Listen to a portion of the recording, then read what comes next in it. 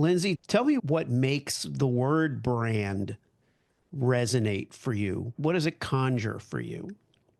Well, to me, it's foundational. It's foundational to everything we do truly as humans, but I think to be less ethereal in business. It's how we make decisions. It's how people know who we are, why they should or shouldn't engage with us, interact with us, pay any attention to us at all.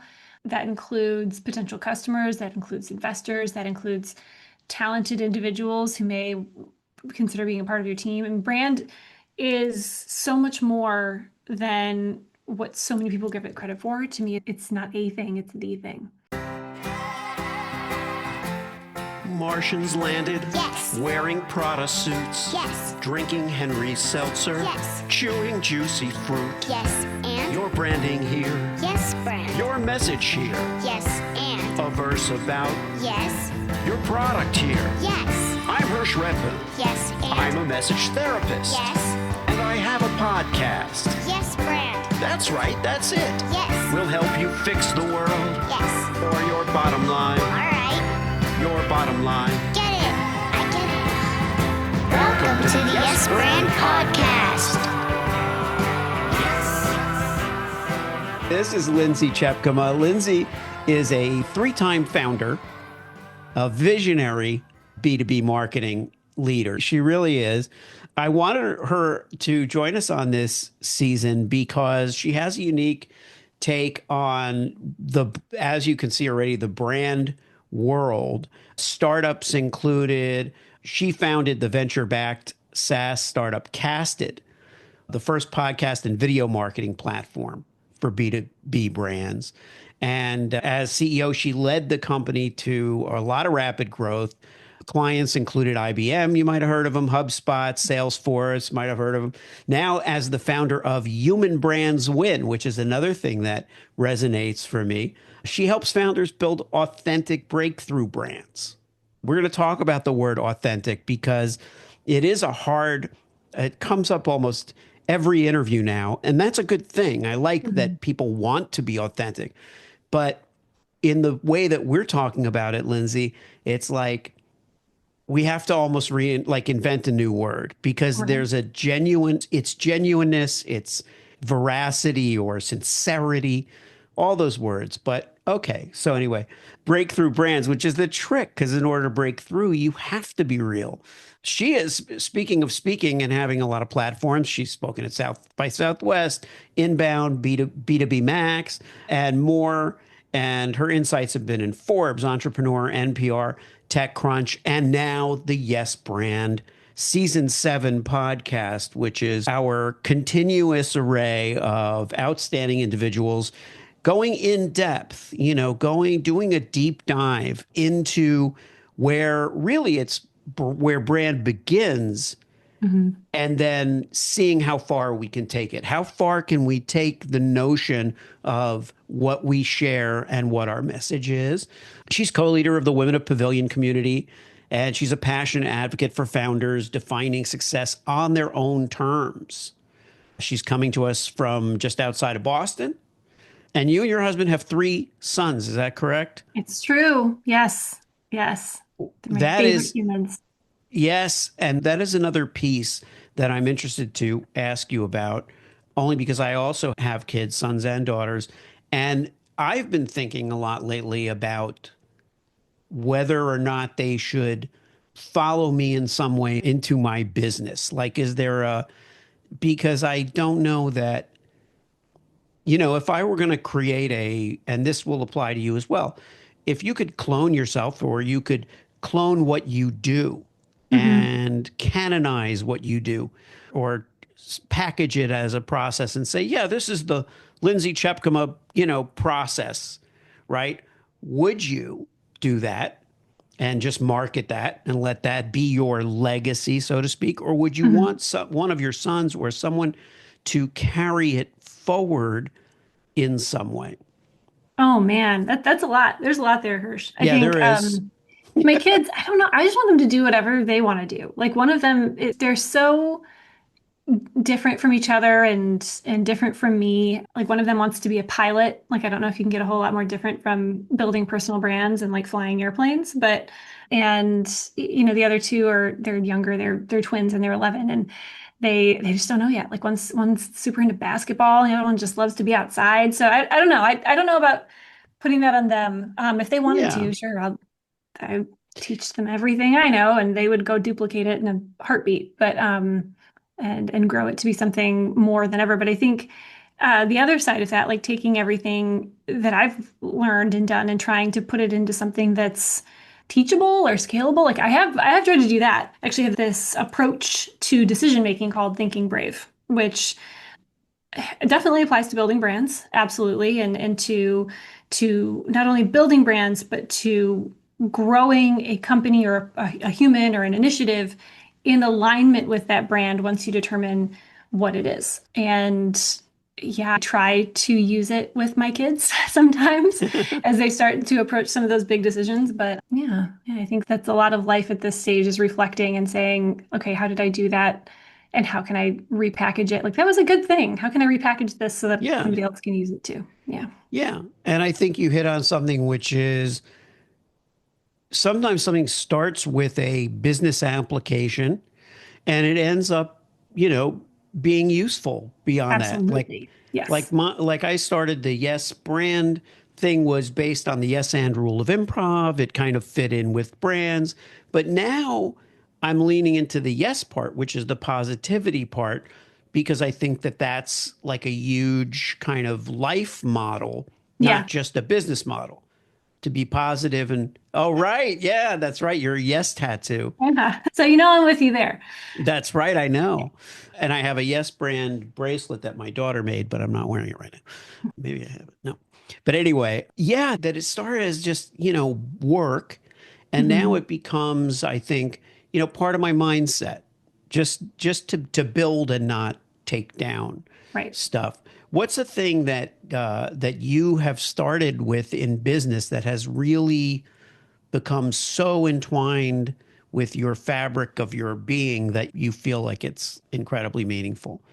I think, building on what I was saying before, this whole Thinking Brave has done exactly what you just described. It started out as a thing I put together for a keynote, helping specifically B2B marketers think about their strategies a little bit differently, thinking outside the box, beyond playbooks of others. And then I started applying it, to leadership and to founder life and to life, to my own life, to helping founders and friends navigate decisions to my kids deciding what to do and like one is going into high school and like kind of what path they want to explore. It's this whole notion that so you ask yourself like this decision that I'm going to make, if I'm going to choose path A, is that going to be aligned with Thinking Brave, which is B, brand, R is relationships, A is audacity, V is values, E is energy. And then there's like questions in each of those areas that if you answer yes to all of those questions, then it's likely to help you be on the track that's going to get you to where you want to go long term. And if you have even one no, it's a no-go. You got to at least go back and fix it or make a different decision. And yeah, just like you, like the yes brand thing, I have found it to be applicable and very, very helpful in just about every area of life. Yeah, exactly. And that's a great example. Let's go back a little bit and maybe share some of a little bit about your childhood, a little bit about your upbringing, how that influenced you in your entrepreneurial adventure. Sure. Well, I grew up in the mitten-shaped motherland, which is Michigan. Yeah, very great place to grow up. Very, blue collar. And my mom was a teacher, and my dad was kind of an hourly worker, drove delivery vehicles around town. And I have a sister. And in Michigan, where I grew up, it was very, very hard work. Like everyone worked really, really hard. And there were opportunities ahead of you that if you really, put all of your energy and focus behind it, you could move on to bigger things and and goals and dreams were achievable, but you had to work really hard. And at least that was my experience. And so Yeah. that was me. So Was the working hard part, when was the first time you thought in your mind, like, okay, I want this or that like for my future. I want to have this in my future, or I don't want this in my future. Yeah. No, I loved school. I was one of those kids that I really loved school. And I don't remember there being like a first time I had this thought, but I just remember feeling like if I work really hard and get good grades, like I can do big things. And, I could get scholarships to be able to go to a good school and go pursue a dream and a career that I want. And I just remember kind of everybody around me saying, like, yeah, you can do that. And it's like, it's on you. It's on you to figure it out. I had blessing of a lot of people around me that cheered me on, but it was, on me to go get the scholarships and go fund it and go find it. And I guess now that I say those words out loud, that's kind of been the story all along. So Right. yeah. Right. Yeah. Well, what was your first job? My first job, I was a busser, so like clearing tables at Bill Knapp's. And if you don't know, if you're not in the Midwest, Bill Knapp's is like a favorite among senior citizens. It was, Okay. I am in the Midwest, but yeah. I'm in Iowa, but I didn't grow up I here. don't even know if So they exist anymore, but I it's, don't think so. But yeah, the crowd is really strong at like 4 p.m. I think they close at like 8. And it was good. It was a good place to start and very humble beginnings. If you can clear tables where little kids have spilled and smeared and, there's crumbs everywhere. That's where I began. It was like $5 an hour, I think, but it was great. It was, gas money. So, were there challenges that, was there anything that hit you by surprise in this process of growing up and going after what you wanted? of course, goodness, things that hit me by surprise. I think, again, what's possible when you work really hard and the kindness of strangers. I think that has, human brands win and human connection and the importance of brand and authenticity. I think that started really early and that being a kid of really humble beginnings in a very blue collar, area, my hard work I wasn't alone. I got anything that I got, even just, on to the next step. It was never just me. Like there's always the kindness and the goodness of teachers and, you know, at the restaurant who saw something in me and gave me more hours, or the person at the bookstore at the college that I went to who hired me so that I, could pay for my books, and just the people who took a chance on me for internships and opportunities. There's hard work is only part of the equation. Like anyone who thinks that they do something or achieve success on their own is really, really overlooking and forgetting the hundreds of people who had a hand in helping it along. That's powerful because it will segue into the human brands win stuff. But the fact is, kindness and generosity and kind of a helpful spirit is, I think, a transcendent value. In other words, people could have political views, political opinions, but in the end, what I worry about in terms of our society is an interest in helping one another. Yeah.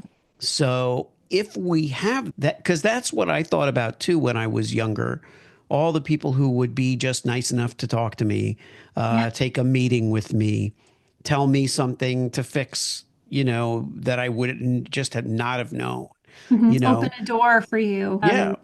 Yep. Take a chance. Yeah. Yeah. hmm And then making those people look good. That's Yes. one of the best lessons that I learned from my mentor, Carl Forsberg, who's a good friend still, but who had just always said, just make that person look good. Make them look good. They did you a favor, make them look great. That's all you can do right Yeah. now, Yes. is just make them glad that they opened that door. Make them glad that they referred you. Make them glad. And that's all you need to think about. You don't have to think about the new boss or this thing or the person or getting that job for yourself. Just think, I want to make that person look good for recommending me or for hmm helping me. And that's been so powerful. But again, that paying it forward, that niceness, that energy, do you what do you feel out there in the world today? Does it feel any different than when you were a kid? Like for people who are, let's say, going into high school or going into college, like our kids, are getting in that area. I have kids who are Mhm. already out of college, but I have another one going in. But, what do you feel they're facing? Goodness. I mean, when I was in school, I feel so old saying all of this, but like a lot of the technology that exists today, the fact that you and I are talking over Zoom didn't exist, that Right. the bandwidth that is making this recording possible didn't exist. And so a lot of our interactions were in person, and kids that are going through school now, graduating from school now, getting out into the workforce now, experienced a huge part of their education in COVID times and post-COVID Yeah. times, and are entering to the workforce in remote land. And that's not a bad thing. I'm not here to say like, oh, the next generation is doomed. Like the world changes, but I think all the more reason to be intentional about exactly what you just said, which is, you know, the impact that others have on you and that you have on others, and that those interactions matter, the follow-ups matter, the conversations matter, the relationships that you build matter. And we're talking about brand here. That's all brand. How people think about you and the way that you make them feel for opening the door, or that you opened the door, literally and figuratively. I think it's a tough lesson to learn for a generation and those beyond that didn't grow up with it. Like it's a new muscle that has to be intentionally exercised. But I also think it's a huge differentiator. What you and I consider, common sense and commonplace, and just kind of that's where the bar starts. I Right. think a lot of younger people have the opportunity to stand out with that, gratitude and goodness, and kindness does matter. Gratitude matters. Appreciation matters, and knowing your values and seeking to understand the values of others goes a long way. Yeah. Yeah.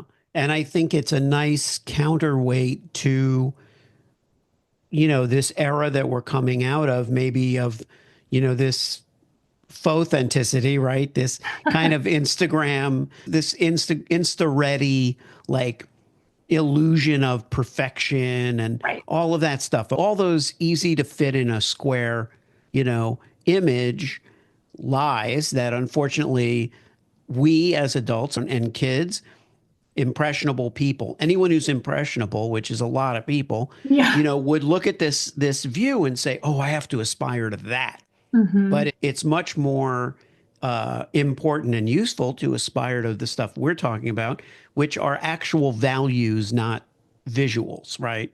They're Yes. Oh, we need that on something. Values, Yeah, not that's visuals. a good, I'm writing that down because that's Yeah. actually a good, we need values, not visuals. That's where this Yeah. stuff comes from. It's true. Um, I mean, somewhere along the line, authentic came to mean that, which is like I'm showing you what I'm eating for breakfast, so I'm authentic, which right. is not what authenticity means at all.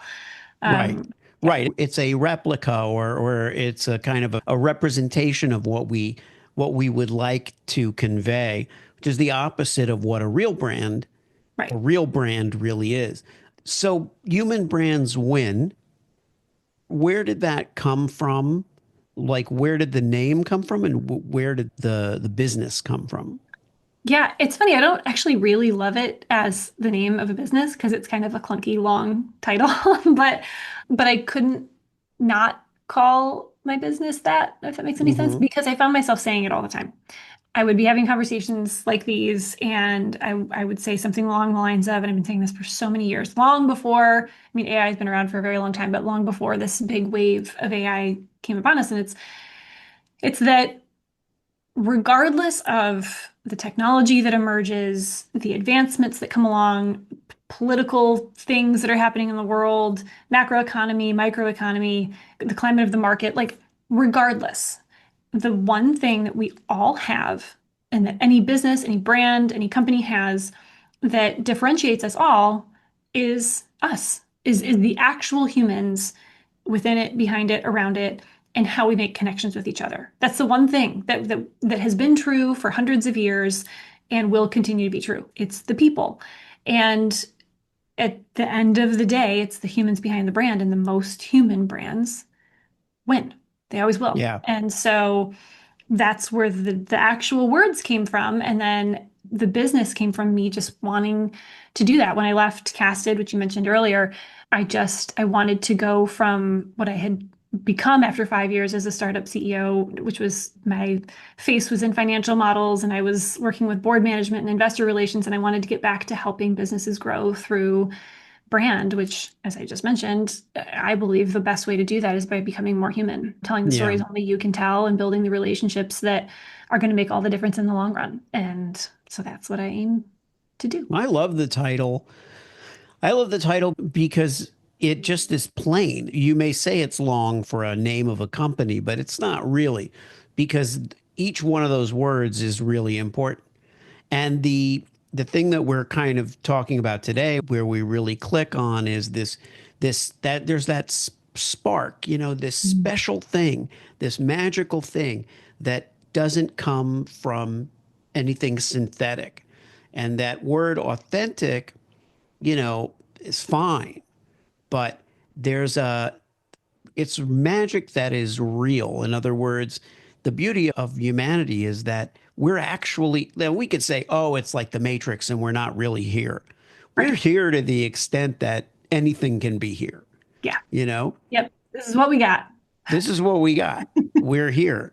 Yeah. I dream every night. Every night I have some kind of really vivid, weird dream. And sometimes they're perplexing and sometimes they're just boring in that they go on forever or whatever. They go on too Where do long in those my, things come from? You know? I don't know, but I know that when I wake up, I'm still here. Right.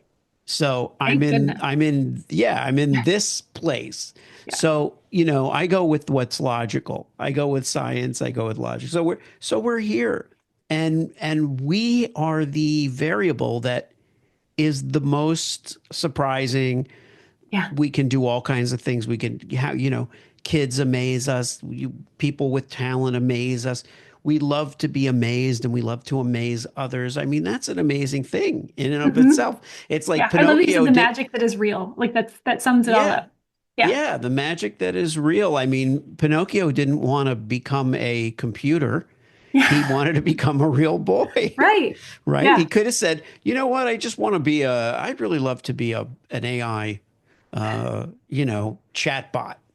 Yeah. And it's like, no, he didn't want to be a chatbot. It's There are Pinocchio reasons for in that. 2030. Yeah. Yeah. Yeah. Pinocchio 2030. So let's go a little bit into the branding of a brand, right? Mhm. In other words, Casted. Tell me a little bit about Casted and how that kind of clicked for you. Meaning like the brand, how that came together or Yeah. okay. I started the company knowing that it was going to be the idea was like podcast platform for B2B companies. But I knew, having been a B2B marketer for 15 years at that point, that the real vision and the real opportunity wasn't just podcasting, it was podcast and video. It was it was conversations captured and shared. And so I didn't want to do anything around, you know, pod anything. To me, it was casting a vision, broadcasting, podcast, sure. And so that's where the name come from. And fun fact, casted isn't actually a word because the past tense of cast is Is cast. Cast. So that was a great opportunity. And then kind of, okay, everything behind that, how did that come together? And really it came from where I always say you need to start is who is it for and why are we doing it? What will resonate most with the people that we're trying to build relationships with and we want to know, like, and trust us long term. And that's how it came to be. That's how we made decisions about what we built and made plans about product and about messaging and about how we related with our audience. That's where it all started was who's it for and why are we doing it and how can we stand out in a good way. And I mean, I was so passionate about what we were doing that I just tried to let that shine through as much as possible. So Yeah. What were you mhm. doing right before that? I was leading brand and content globally, and then marketing locally for North America for a company called Amarsis that has since been acquired by SAP. So it was a email platform for it was a B2C, it was a B2B company that served B2C brands. Uh-huh. Okay. Yeah. And how did you like being in that environment in a kind of a corporate environment? I loved it. It was great. That in particular it was a European company based in Vienna that I helped. I was one of the first, couple of dozen people to come in and try to grow it into North America, which was successful with the acquisition. And so it was kind of like a startup vibe with 20 years of stability and kind of brand recognition in other parts of the world. So it was great. There was energy, there was excitement, but there was also kind of enough oomph behind it to make real progress. And I got to do things like start podcast and video marketing in 2017, which was still pretty new. So, Yeah. mhm. What was the competitive landscape like for that company? Oh, not a big deal. We were up against Salesforce, Right. Marketing Cloud. So, we were definitely the underdog. And it was really interesting. We were like a boy band in that we were big in Europe and Asia, but nobody knew who we were in the States, which was really kind of fun too. I mean, we had this dynamic not only among customers, but among the team. So you had team members in Vienna and in London, and in Hong Kong that could pick up the phone and say, "Hi, it's Lindsay from Amarsis," and the person on the other end would, just like with Salesforce, say, "Oh, okay." And in America, they were like, "Who?" Yeah. And Yeah. so it was interesting. I learned a ton, and again, we were able to do some really neat things at a really big time. For this was like personalization at scale time. This was the introduction of AI into to B2B, MarTech. It's a really interesting time. Yeah. Yeah. And was there a cultural uh, translation challenge? Like, in other words, I mean, obviously if they're Austrian or something, they're English speaking mostly. It's Mhm.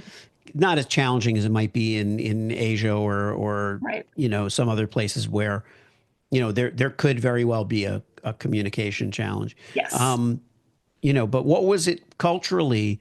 Were there any expectations that were different because they were in Europe and not in North America? Sure. I mean, anytime, anyone who's worked in a global business, that translation of materials does not equal globalization.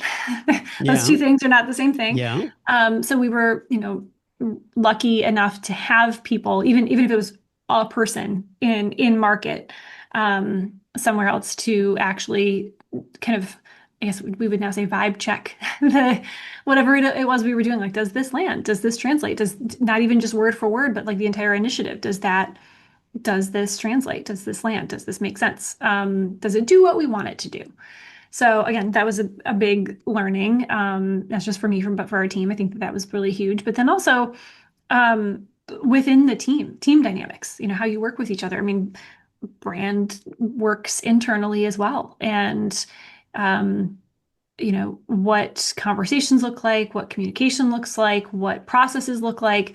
Um, Time out of the office. Anyone who's worked in a European company knows that July and especially August, not a whole yeah, lot happens. It's kind of yeah, like that week between Christmas and New Year's, but for like 6 weeks. And yeah. yeah, I and learned that. I learned that when I started going to the Cannes advertising festival in the south of France, and you'd go there, and for us it would be and it's coming up like next week. yeah, It's always mid June to the latter part of June, and then everybody in Europe is gone after that. They're on yeah, holiday, all done. until August, whatever. And American people would go back home, and it'd be like you'd get Fourth of July off, and then you're back. Yeah, And it would be like, wait a minute, these people just leave after July starts. yeah. What is that about? What is Three that? 2 month holiday, 1 month. Anyway, so Yeah, there are cultural things that we can learn yeah, from those experiences. Um, absolutely. do you have a lot of contact now with let's say, contacts all over the world? And do you think of yourself as like a more of a global, I don't want to like blow it out of proportion, but do you see yourself as a person of the Of the world world. in Gosh, terms I of feel like you have to your, ask other people that. Like if other people would think that about me. I would love to think so. I love traveling. When I was at Marcis, I went to Europe once or twice a year, and I worked for other companies that was kind of the case. That I've traveled a lot. I've been really lucky to travel a lot. I love to, and I started at a young age. And there's another thing. When I was 13, 12. I was part of this organization. I raised money and I spent 3 weeks self-funded in with other students in the UK. And I think, when it gets to your mindset, like you mentioned, there's nothing can open your eyes to what it is to be human more than traveling to other places and spending time with people who live in different places than you do, and who live their lives differently than you do. It's really, really important, and I can't get enough. I can't get enough. So yeah. yeah, yeah. What does your husband do? He's in sales, so we are a GTM couple. We are a go-to-market family, Go I to guess. market couple. Yeah, You're a yeah. go to market couple. So Hmm. do you travel like with my wife? I find that she travels for work. I travel for work. We don't usually travel together for Yeah, work. yeah. We're not that kind of couple where, the spouse is like always with you on your business trips because it's not We've that never done exciting that. for them, No, and in and we have either kids. case. Like Yeah. And we're someone gonna have has our to kids. tag team. Yeah. Someone has to like be there with the kids. And that's kind of what it's been. Um, but have you combined any of the business trips into like family vacations? Have you found time for family vacations outside of the business Yeah. schedules? I don't think we've ever done a work trip, family trip ever. Right. Okay. Yeah, I don't think we've ever done that because kids. Yeah. But we have been pretty intentional about doing what we can, pre-kids. Um, my husband and I went wherever we could, whenever we could, on our very limited funds. But Hmm. and now with kids, it's really difficult, but we try. We try to do as much as we can and go someplace different, even if it's a 3-hour drive away. That Yeah. it's just something different, different scenery, different experiences, different perspectives. Um, just as different as possible. Now that they're getting older, they're all like teen, preteen. We're like, all right, how do we save our pennies to get to go someplace farther away, to actually, Yeah. cross an ocean, not just get to an ocean, but to cross an ocean and go see what that's like. So it's just so important. It's it's Yeah. it's so it's so important not only to make memories, but to expand the horizons of the people that you're responsible for bringing up in the world. Yeah. I feel that way more than ever now, which is that it's a big world and we need to connect with it, Yeah. and that is a growing feeling Hmm. among people. So is entrepreneurship, Yeah. which we could say maybe it's since COVID, but whatever it is, it's continuing to grow, Hmm. this idea of I can take control of my own business or I can Yeah. lead. Yeah. That leading is, I mean, it's almost like being a leader is something that everybody can be. You don't have Hmm. to be a follower or a leader. Someone leads this and you're part of that team. You Yep. lead that and they're part of your team. And it Yep. and it and it feels like that way to me. Like I don't feel like there's leaders and there's followers. Yeah. I And you think lead there are ideas. leaders. Sorry? And you lead ideas and you Yeah. lead endeavors and you lead initiatives and you lead movements. Yeah. Yeah. Everything needs a leader, but Hmm. every leader can also follow other people. And You know, absolutely should. if we're consultants or we coach people, we have coaches, we have consultants. It's the actualization of what your Yeah. potential is. Have you found that there are, uh, you know, people who are almost reluctant founders? Yeah. I mean, I think that was me. Maybe. I think maybe that was me. Yeah. Um, I think that you have, I'm sure that there's more than two types, but there are at least two types of founders. There are those that do it because of the thrill, good, bad, and otherwise, of being a founder and of being an entrepreneur and of like tinkering. They're tinkerers, they're inventors. And then there are those that I would put myself in this camp that are builders and see something and they can't unsee it. And it's like, oh, well, now I have to build that because I Yeah. see it and I can't not do it. And for me and actually a couple of founders that I work with, that's where they're at. And they're like, I just need this thing that I saw to exist. And I need this idea to become a reality. And I don't, they don't want to go necessarily raise venture capital or, figure out what it means to start an LLC or open up a business bank account. Like they don't have a desire to do any of those things, but they need to see a thing come to life. And Hmm. um, that's really compelling. As we're talking about storytelling and brand and founder brand and personal brands, those are the stories that I really love to tell because there tends to be a fire deep inside them about what it is they're doing. And everything that brings it to reality is just part of bringing it to life. It's part of the journey to get this thing made. And to like bring it to the world. And that's just so interesting to me. Those are usually some really, really interesting, compelling stories that people want to be a part of. Yeah. Mhm. That's that magic piece. That's Yeah, that fire that only a human being can really generate or that's ignite right. because it comes from some kind of complex web of emotions and influences and all kinds of other things. And only we can, have that feeling. And Yep. only we can really, so far, only we can really understand it and parlay it into something. Yes. AI can only process information in a certain way. Um, that does bring us to the AI thing. The AI thing, I think, is something that even unconsciously, I would probably talk to every guest this season about AI in one Yeah. form or another, even if they're like a zookeeper, because AI is so permeating our culture Yeah. that I think it's going to be part of everybody's life. So we touched on it before, but what is your take right now on AI? It's changing not only the way we live, it's changing how we think. And I mean, I think it's pretty clear that it's not an invention, it's not a trend, it's not a tool. It's just like the phone and the automobile and the internet, it's changing everything about how we think, about how we communicate. And I think right now and I think I actually believe it's starting to die down a little bit, but obviously there's been a lot of hype and a lot of fanfare about it can do everything.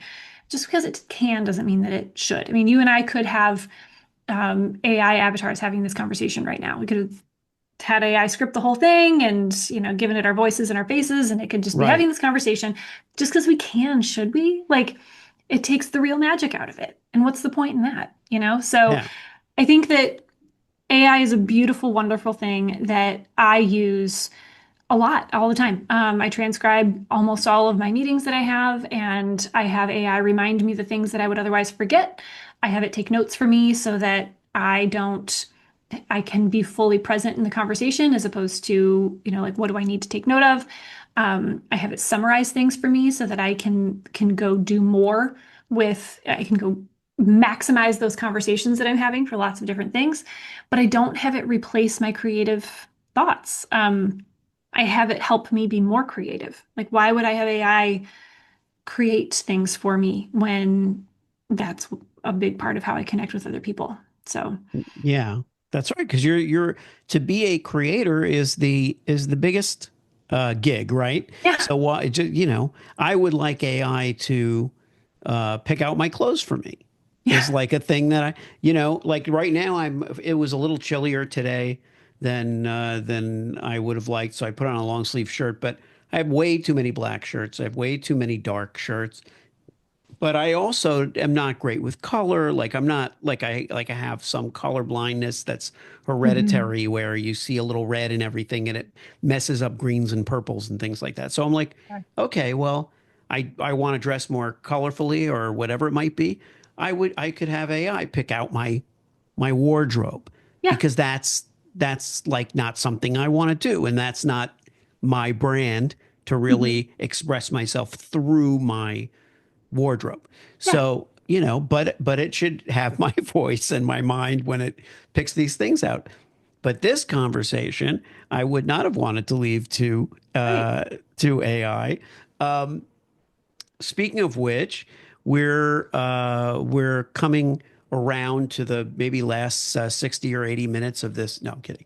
Of our Let's go. conversation, but I want to end these interviews for this season not with a prediction, but a kind of a what is an amazing thing or a great thing that could have happened by the time we roll this out. So right now we're heading into summer. When we roll this out, it'll be fall. What is a great thing that you would like to see happen, either something you want to accomplish or just something you'd like to see created, invented, realized? It could be anything. It's wide, wide open. But the idea is in to be consistent with my yes brand, no, concept. It's a positive thing. It's a good Yeah. thing.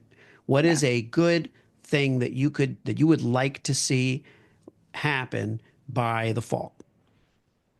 Man, let's see. Heading into summer, there is a lot of turmoil and fear and scarcity and uncertainty that has been growing around all of us everywhere. Especially here in the States, but everywhere around the world. Like it's things are tough and have been scary for a long time. And heading into the summer, how wonderful would it be? We talked about kindness before.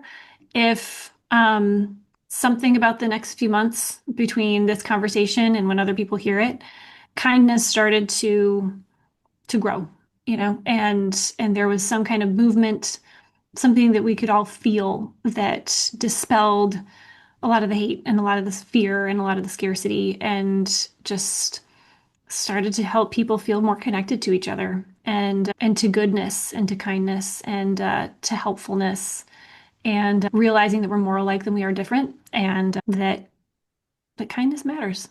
How wonderful would that be? That would be fantastic, Lindsay. Lindsay Tjepkema, I am so glad to have had you on the podcast on this very special season. We will see you also on our group Zoom, which is coming up later this month. That will also have aired by the time this airs. But if you haven't seen it, go back and see it because it's incredible. We haven't recorded it yet, but it's Oh, but it's it's got so it's great. got to be great. It's going to be Yeah. great. I mean, imagine this times 10. It's like it's going to be powerhouse stuff. So this is wonderful. Thank you so much for joining me. Any final thoughts? Anything to add to the audience? You left a wonderful, you Oh, dropped a wonderful vision. Oh, you know what? Where people can find you would be a oh, good would yeah. be a good thing. But if you have Yeah. any other thoughts, I'll give you the floor. Oh man, just being human matters, kindness matters, relationships matters more than we all realize. The impact that we have on each other make it a good one. And you can find me on LinkedIn. I'm there probably too much. And that's where you can find me and my own little show and the conversations that I have with people like you all the time. Alright. If you liked the show, Yes, and? it worked for you, Yes, then? subscribe and leave a Yes, friend. 5-star review. Yes, friend. Tell all your friends. Yes, friend. Get your branding here. Yes, friend. Get your branding here. Yes, friend. Did I make it clear? Yes, friend. Get your branding on Yes. before they're gone. Yeah. Huh?